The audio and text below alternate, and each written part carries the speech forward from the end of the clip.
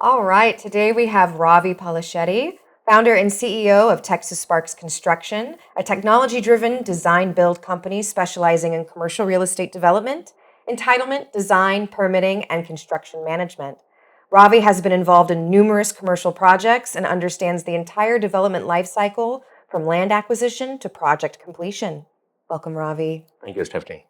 Hi. So, for our first question, most people, by the way, think commercial real estate development starts when construction begins, but where does it actually begin? To be frank, the real thing starts even before construction. Okay. So before even you purchase the land, the real construction starts. Either you are going to make profits or losses right before the construction, before the purchasing the land, it happens. So, what part of purchasing the land? I'm just very So curious. we have a multiple versions of the lands, like you have a commercial, residential, industrial, and multiple types of lands will be there. So it depends on why you are purchasing the land, what is the intention of use, and what is the future land use plan on that land. So those are all the things need to be well versed before even you make that transaction happen. So, you have to have a vision for what you're going to do and who Yes. you're going, what you're doing it for before Yes. you even begin. I've got to Yes. get my poster up on the wall of like my Yes. my dream real estate project. That's true. That's awesome. Well, what are you most passionate about when people come to you with a specific vision? Pretty much majority of the developers who are coming to me, either they are the beginners or they already have some experience. So most of the times people come with the land before even they purchase and they ask me, okay, Ravi, this is the land, this is what I wanted to do it. So what we do is we jump in and we understand their vision and thought process and make sure this land is fit for their needs, and then we give the appropriate guidance. So, what are the biggest mistakes that these beginners and these old timers, these developers make when they're purchasing land? Yeah. The biggest mistake is falling in love. Uh The huh. majority of the people, they look at the land, they excited with the price, Mm-hmm. and they say that, okay, hey, this is what I wanted to do it. I fall in love with this land, help me out with it. So the mistake number one is without having a 100% clear understanding about what is the vision, what is the thought process, how much money we can make on this project, how this land is specifically viable for this kind of a construction. So having a 360 degrees understanding is very important, but Mm-hmm. majority of the people are not coming with that thought process. What's your biggest horror story with a bad piece of land? Tell me all Yes, about that. yes. So one of the customer approached with us, he wants to buy 2 acres of land somewhere in North Dallas, and he was so happy with the pricing, and he was so excited. He came to our office. Okay, hey Ravi, I'm about to purchase this land. I just wanted to test with you guys, look into this land and do some feasibility and let us know whether this piece of dirt is good piece of dirt or not. The moment we started exploring that land, there are a lot of setbacks, lot of easements.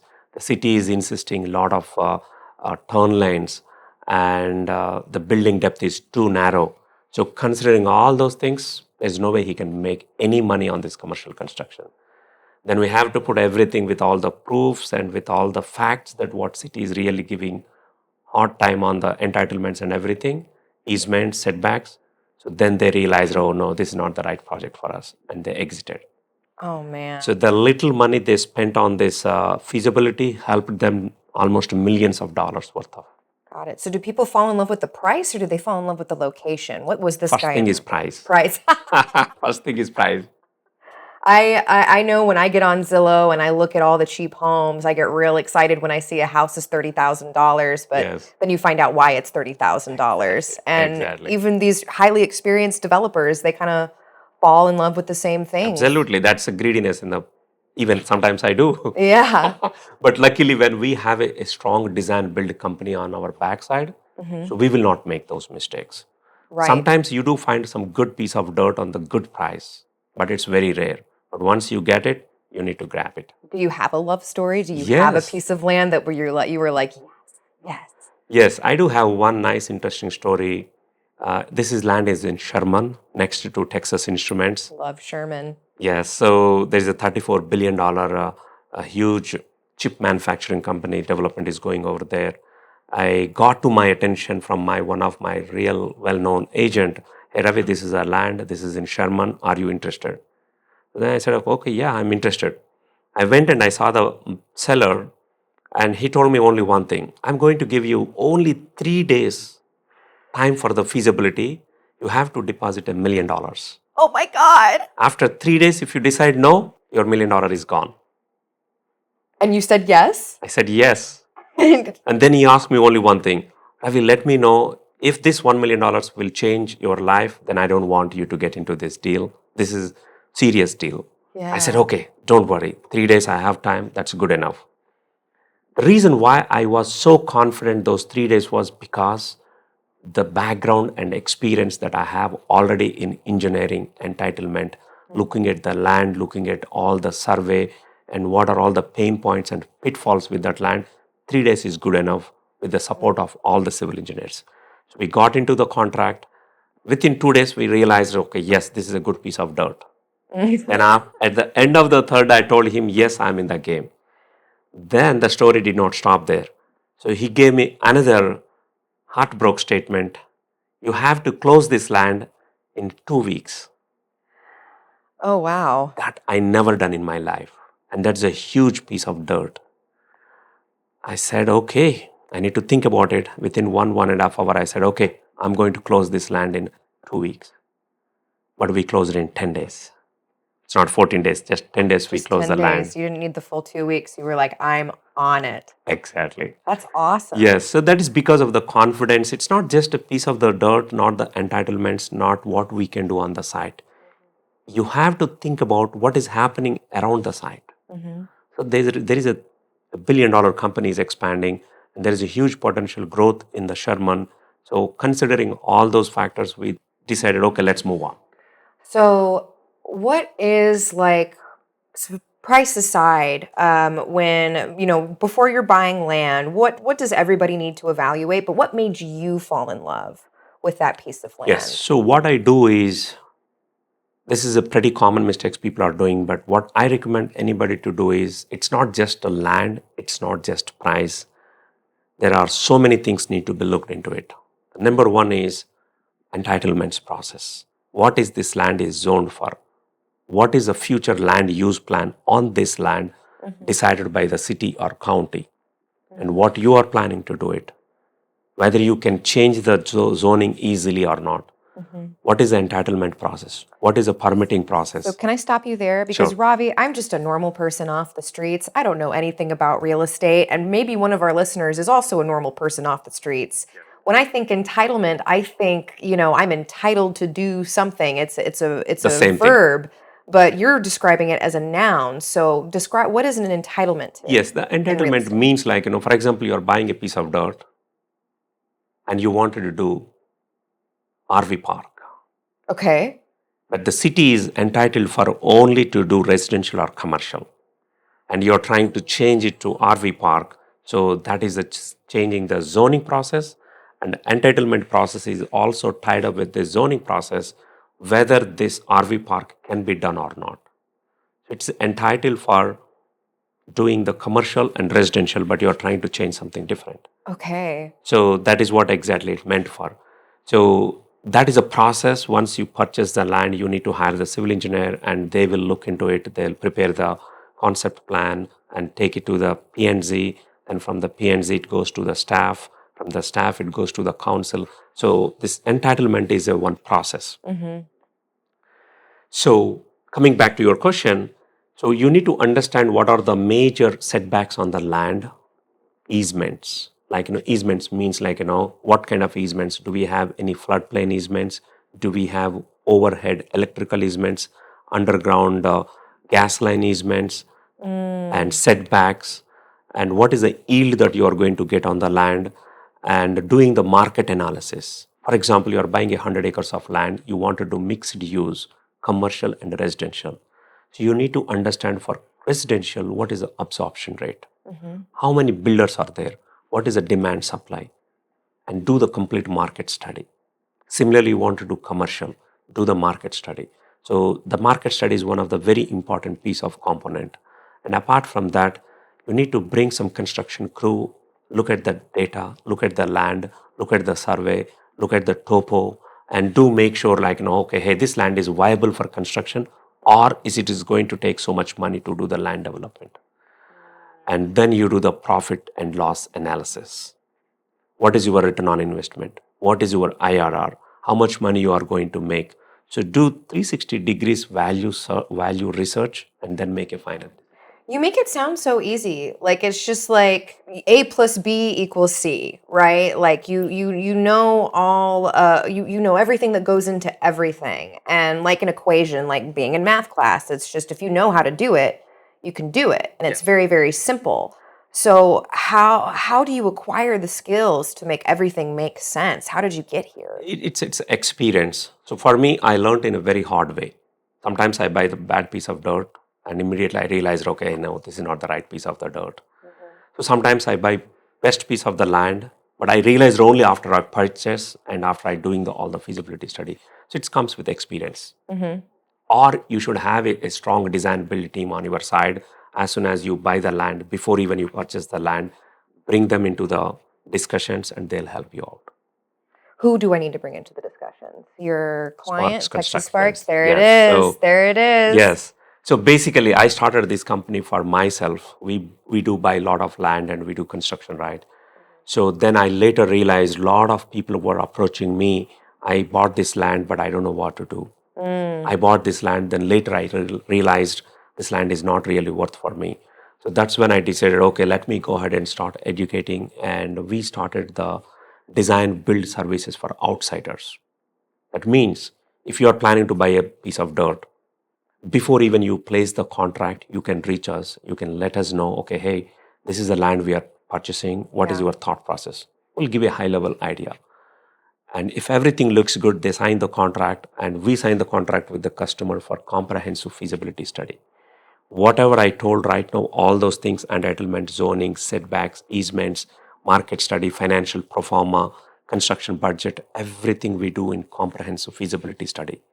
That takes like easily 2 months, but that will give you a 360 degrees angle before even you purchase, whether you are going to make the money or lose the money.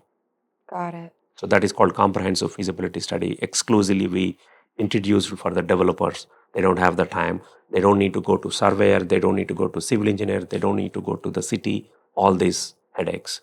We take care of all of those and we will make sure process step by step. You wave your magic wand.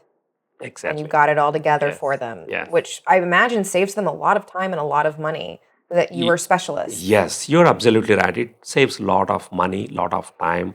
And not only that, when we spoke to our civil engineers and we talk in a different language, it's not like, hey, I don't know what to do. Rather than we say, hey, we purchased this land, this is our intentions of usage of this land. And then immediately the conversations will change. I'm a small business owner, and I've taken classes here and there. And the thing that stuck with me the most was when they said the most powerful tool, the best teacher, and the best guarantee for success is experience, Yes. failure, and experience. Yes. And how much of it can you take? Yes. You know, there's not a class. Yes. There's not a you have to do it yourself. You have to do the work yourself. Yes. And that's why you're so valuable, is because Yes. you have that. You Yes. have failed. You Yes. did it. Yes. And that's why I wanted to teach and help my fellow real estate developers as much as I can. And we started REF, called Real Estate Forum. Every month we throw the events and we invite the real estate ecosystem and we bring a lot of connections, knowledge, educate the real estate developers. So anybody can subscribe and register into the refrealestateforum.net. They can go and they can join and they will get to know all the events, what we are doing.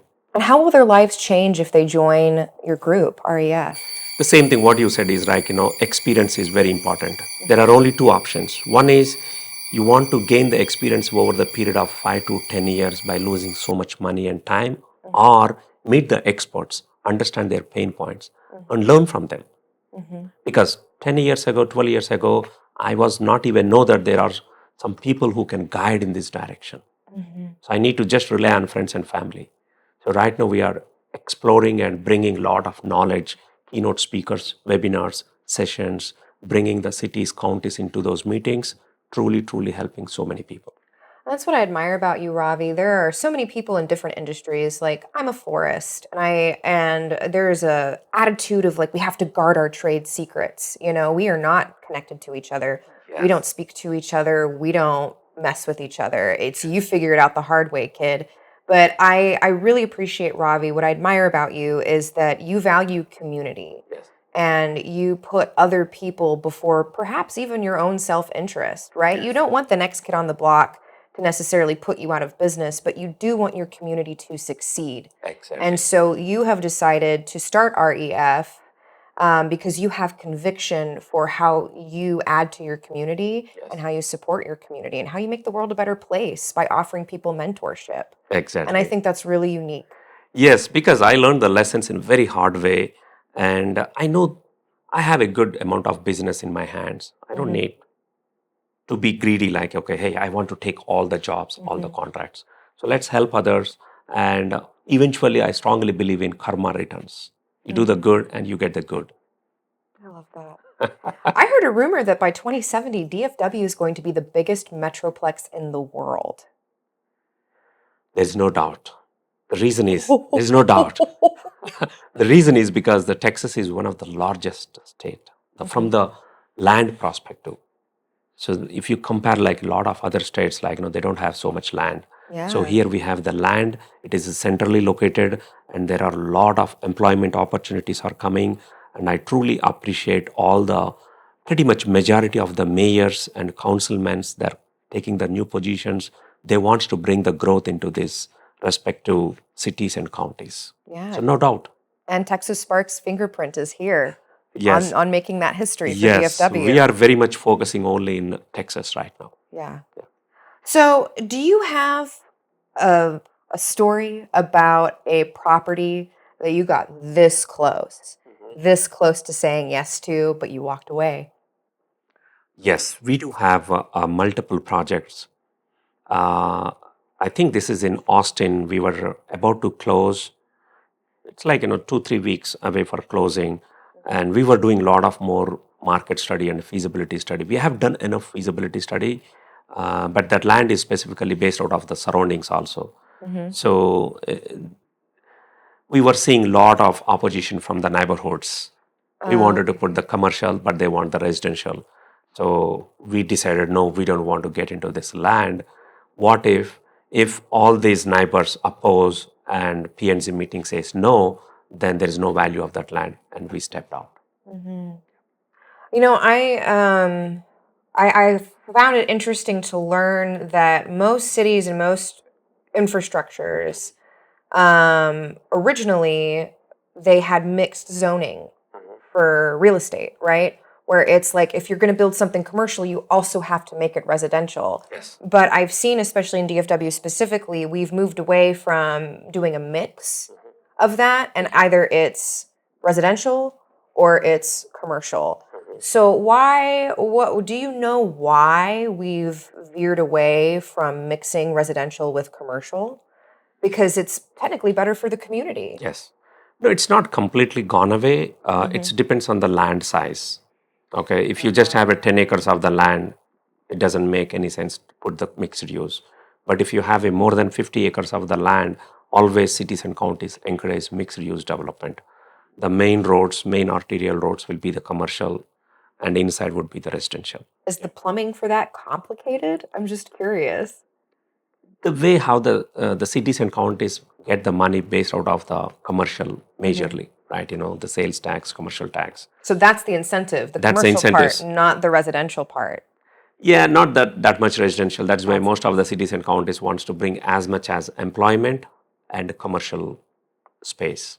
Interesting. Yes. That's cool. Yes. Okay. Back to my favorite word, entitlement. Why do entitlement and approval processes take so long? What's up with that? That's a very good question. It's purely, I'll tell you some lot of stories in the past that I have seen. The majority time is like, the engineers and the developers, they always living in a different world. Like engineers were working on multiple projects. I'll give you a classic example. A developer purchased the land, handed over to the civil engineering firm for the entitlement. The same civil engineer is working on 10 different projects in the same city. So when they submit every time all the plans and everything, and they get the comments from the city, they mistakenly ignore or they forget to respond. Every time you respond, they take 2 weeks of time, the city's review process. So that is going forever. And I cannot blame just civil engineer, I cannot blame just developer, I cannot blame just a city reviewer process. So everybody has to be very closely connected, making sure what exactly the entitlement process, timelines, whenever the comments comes to the engineers, they have to proactively look into it, respond. Okay. That's a lot. Yes, it's a perfect blended coordination is required. So that is why at TX Sparks, what we do is we take that responsibility from the developers and we become in the middle and we bring the civil engineers, we bring the surveyors, we speak to the city and we take that in charge. So the people that everybody has to run down, you've already got them in your pocket. Yes. You know who they are. Yes. And we have defined a clear process. We use the technology in the entitlement process. We define the schedule, timelines, and we make sure coordinate with our civil engineers. And we let them know every week, every Friday, okay, hey, last week we supposed to do this. This is the timelines. What is going on with this? So that process is truly, truly helping us to get the entitlements pretty quick. Got it. Yep. Because you have the relationship capital. Yes, relationships and process and the teams. That's the most important. All right. I want to hire your company if I'm a developer already. I'm so excited. You value community, you are highly experienced. And now I'm just curious, how do you accept your fate when you work with cities and regulatory agencies? How do you just give into the flow of something so complicated? Yes, the most important thing is we need to have a very strong relationships from cities and counties, understand what is their vision and thought process, Got it. and follow exactly what cities and counties are truly expecting from you. Simple. Do you send gift baskets? No. No? No way. You just know who they are and what their values Yes, are. exactly. So you just read their website and understand their process and also bring the right engineers on your side. That will change the whole the demography of the getting the process of entitlement. So you have names that you take down and write down. You're not going to share them today, but you've got them. Yes. Got it. So once the entitlements are secured, what happens next? So once the entitlement is done, then the next one is the designs and permits. So permitting process. So sometimes what happens is entitlements, designs, permits all go at once. You purchase the land, then we will jump in. We take care of the entitlements, zoning, permit all in one go. Tell me all about the danger of low bid contractors. That sounds ominous. So tell me why it's ominous. Yes, there are two types of contractors will be in this land journey. One is during the design and permitting phase, we would be hiring engineers, architects, surveyors, and all these people. And once the permits are obtained, and you would be working with construction crews, right? That's where the contractors comes and do the low bid. The biggest challenge with low bid contractors was they say like I can able to do in $3 million. But once the project starts, they will be start sending the change orders, or they might be delaying the project, or they might not be able to pay the subcontractors. So you will be start seeing the number one, the delays. That's not going to be good for the projects. Yeah. Number two, mechanical liens from the subcontractors because they are not getting paid. Number three, change orders. Whenever the change order comes, the construction cost goes high for the developers. Whatever they have projected the profits, they will not get those profits. So the moral of the story is you get what you pay for. Exactly. All right. So tell me all about this because again, I'm just a normal person off the street. What is a front loading and why should developers pay attention? Yeah, the front loading is one of the very common practice that general contractors does. In front loading, what they do is like, for example, you have the earthwork utilities goes on the front of the construction project. That is the beginning of the construction. Utilities, tell me about that. Yes. Like the tile, the sinks, No. So basically we have a 15 trades in any construction jobs, like the way how we have 24 frames in filmmaking. So we do have a 15 trades in any construction jobs from start to finish. like earthwork Got it. and utilities, concrete, foundation, framing, roofing, electrical work. Got it. So what the people do is the front loading means they change the schedule of values. Whenever they send the first pay application, they bring last line items in the schedule of values such as electrical roofing and they charge for them in the beginning. So because of that, the owners are paying for the work not truly hasn't been done. And when the time they reach to that the end of the work, there is no money. So the general contractors will say, oh, all the money is gone. We don't have any money for the roofing and everything. So that is why the front loading is pretty common. The developers make sure, look at the schedule of values, look at the pay application, and verify every line item, how much the budget is allocated for that specific line item, and how much they are billing it out. So they don't get stuck with like a surprise cost of Yes. something. That's really smart. What are the most common causes of construction delays? There are multiple reasons. One is the most important thing is the low bidding is the major delays. The number two is the construction general contractors should have a quality of subcontractors. They have to bring the right professional subcontractors who has done these kind of projects in the past. Understand the city inspection process. In my experience, if you are hiring a general contractor, first speak to the city inspectors Got and it. they'll give you a true feedback because they are the one they're coming and verifying the site every day. So they know whether this general contractor is good or bad, or whether they delay the project, or whether they're following the process or not. So hiring the wrong general contractors always delay the project. So, what is the biggest risk developers face during construction? Lawsuits. Lawsuits. Yes. Tell me all about that. Yes. So usually what happens is it's like wife and husband. The dating process is before the general contractor and developers get into the contract. Okay, it's a honeymoon period right after the contract signs, and once the work starts, you will see all the problems. I don't blame developer. I don't blame general contractors. It's a misunderstanding between the both parties. Number one. So number two is if you are hiring the wrong general contractor, if they are not following the process, if they basically there is a plan set. That's how the general contractor has to follow and build the construction. If they ignore, if they do the cutting the corners and there is a leaks, there are some construction defects and the project is delayed and the general contractors are not paying to the subcontractors and the developers are not monitoring the whole process, and it's going to be a complete messy situation. So that is when everybody will be start filing the lawsuits. That happened here in Allen, Texas. I went to Allen High School, and the contractor who built our stadium didn't build stadiums, they built office buildings, Okay. but they got the contract. So when they built that stadium in 2 years, it cracked. Okay. It cracked in the Yeah, middle yeah. because That's they a didn't know how classic to do example. it. They Yes. didn't know how to do it. Yes. So, okay, so cutting corners never pays off, Yes. and you have to hire the right person Yes. or you're going to sue them. Yep. So many people think a project ends when construction is finished, but what happens after completion? Yes, that is another most important challenge that especially the developers, whenever the construction is 100% is done, making sure your warranties are always in place and inactive.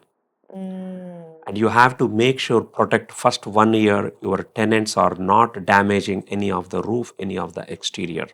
So you have to bring the right property management company. They monitor post construction. Nobody is damaging. So is that what Texas Spark does, or do they bring in that person? Yes, what we do is in Texas Park Constructions, whenever we complete the project, we always educate the developers. That is the most important thing. Most of the general contractors, they finish the job, they walk out. But we tell them, okay, you need to bring the right property management company. Whenever your tenants are hiring the general contractors for the interior build out, make sure hire the same roofing company to do the curb cuts on the roof so that they will not damage anything. If they come and do something which is not supposed to do, and all your warranties will be gone. That's the most important thing. Protecting the commercial space until 100% occupied, completely do the proper monitoring on who is coming, what is they're doing, and are they damaging the property or not is very important. So, if you could give one piece of advice to aspiring developers and investors, what would that be? Hire the right general contractors. Hire the regional contractor. Simple thing. Simple thing. We need to hire you Yes. because you know all the right general Yes. contractors. Yes. Absolutely. Yeah. Well, great. Well, Ravi, thank you so much for being here with me today. It's been wonderful getting to know you even more Yes. because you are my friend. Yes. But It's my pleasure always sharing the knowledge and experience so that it will help others. if people could walk away with one thing about Texas Sparks Construction, what would you want them to walk away with?